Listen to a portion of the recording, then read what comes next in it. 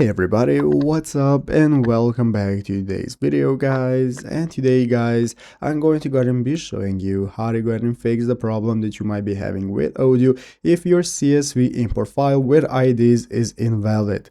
This is a very simple thing to do, so make sure to watch this quick and easy video till the very end, follow my steps correctly so you can make sure that this works the same for you and you can do this yourself.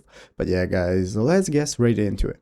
So the first thing we want to do is to go ahead and open up the official Odoo website right here, odoo.com, if you have not already. So if you do not already have it opened up, go right there and it's going to open up this main page from where we can get started. So first things first, we can go ahead and log into our account. In the upper right corner, we have the option to go ahead and create an account if you do not already have one. If you have one, just go ahead and log in normally. So after logging in, this is going to be the home page. From this home page, we can get started accessing our editor mode. Right here in the upper left corner, we have the configuration tab, site settings, and so on. So let's go and take a look at how to fix the problem with your IDs. As you can see right here on the official Odoo forum, somebody already posted a same thread with a similar problem in the external ID of product automatically generated when importing products into product template, having a problem with this. And here you have a tons of definitions and solutions by people who are familiar with Odoo or developers at Odoo. So what I suggest for you to do is go to the official Odoo forums right here and search for similar topics on people who have similar problems like you, or you can even go ahead and post your own topic